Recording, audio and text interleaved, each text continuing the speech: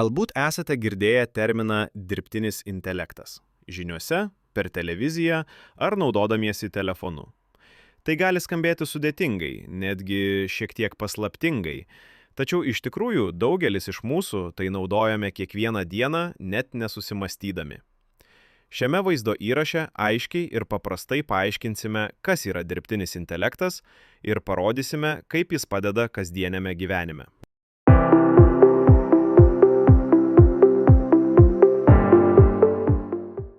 Dirbtinis intelektas – tai gebėjimas mašinai ar kompiuteriui mokytis, mąstyti ir spręsti problemas. Tai nereiškia, kad mašina yra tikrai protinga kaip žmogus, bet ji gali atlikti užduotis, kurias paprastai atliekame patys. Pavyzdžiui, ji gali klausytis jūsų balso, išmokti jūsų pageidavimus arba rasti dėsningumus dideliuose informacijos kiekiuose. Tikslas nėra pakeisti žmones, o padėti mums atlikti užduotis greičiau ir paprasčiau. Įsivaizduokite tai kaip naujo įgūdžio mokymasi. Kuo daugiau praktikuojama, tuo geriau sekasi. Dirbtinis intelektas veikia panašiai. Jis tobulėja mokydamasis iš duomenų. Kasdieniai pavyzdžiai. Pažvelkime, kaip dirbtinis intelektas jau padeda žmonėms, ypač kalbant apie komfortą, saugumą ir net finansų valdymą.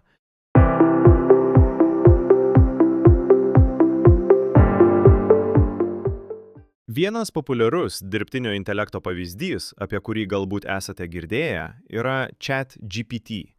Tai dirbtinio intelekto pokalbių robotas, sukurtas natūraliems pokalbiams su žmonėmis. Galite jam užduoti klausimus, gauti paaiškinimus ar net padėti atlikti tokias užduotis kaip elektroninio laiško rašymas ar greita informacijos paieška.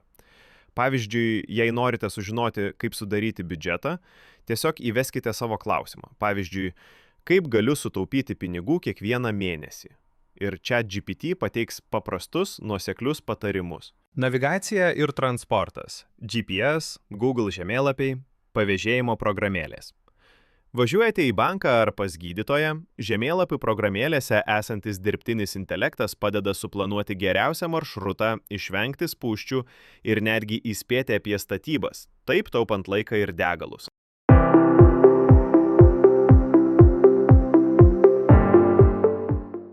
Bankai šiandien naudoja dirbtinį intelektą, kad jūsų pinigai būtų saugus.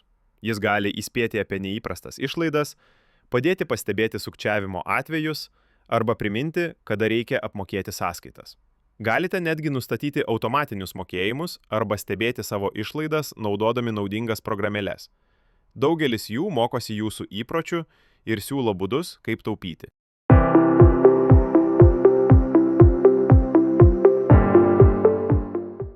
Kai apsiperkate internetu, dirbtinis intelektas dažnai rodo naudingų pasiūlymų arba leidžia vienu spustelėjimu užsisakyti prekių iš naujo.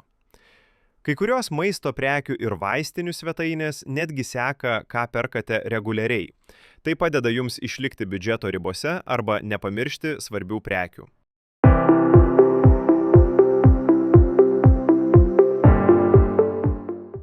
Kai įjungiate išmanųjį televizorių ir jame rodoma rekomenduojama jums, tai dirbtinis intelektas.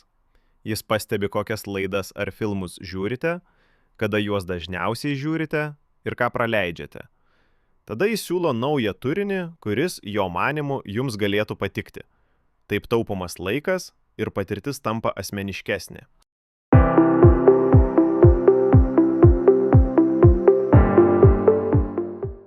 Tokie įrenginiai kaip išmanieji laikrodžiai ar net išmanieji telefonai gali stebėti jūsų žingsnius, širdies ritmą ir net miego įpročius. Jie naudoja dirbtinį intelektą, kad suprastų, kas jums normalu ir siųstų įspėjimus, jei kažkas atrodo ne taip. Kai kurie netgi primena pajudėti, gerti vandenį ar vartoti vaistus. Šie įrankiai gali palaikyti sveikus įpročius ir suteikti ramybės, ypač kai jais dalijamasi su gydytoju.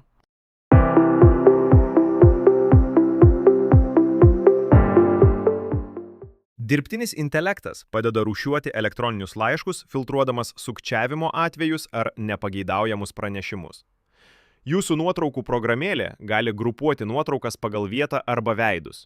Taip sutaupysite laiko ir pastangų ieškodami prisiminimų.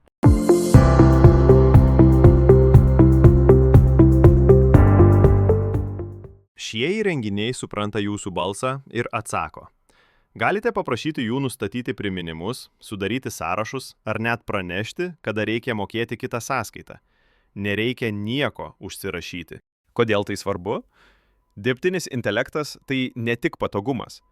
Jis gali padėti apsaugoti jūsų finansus, valdyti laiką ir rūpintis jūsų sveikata.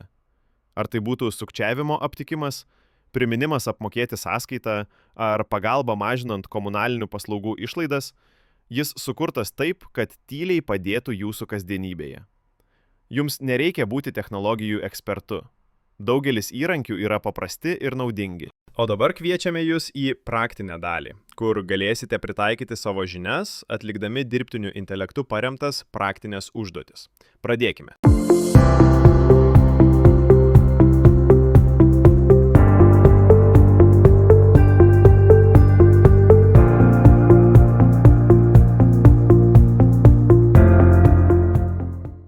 Taigi, kas yra dirbtinis intelektas? Tai įrankis, skirtas mokytis, padėti ir palengvinti gyvenimą. Jei kada nors uždavėte klausimą savo telefonui, sekėte GPS nurodymus ar mėgavotės filmo pasiūlymu, jau jį naudojate. O dabar šiek tiek geriau suprantate, kaip jis veikia. Ar norėtumėte sužinoti, kaip dirbtinis intelektas palaiko pokalbių robotus ir virtualius asistentus? Nepraleiskite kito vaizdo įrašo apie klientų aptarnavimą. Šis užsiėmimas baigtas. Dėkojame už dalyvavimą. Sekite programą studijoje, kad įgautumėte daugiau skaitmeninio finansinio raštingumo įgūdžių. Sėkmingai baigę mokymo kursą gausite skaitmeninį ženklelį, pasiruošę naudotis skaitmeninėmis finansinėmis paslaugomis.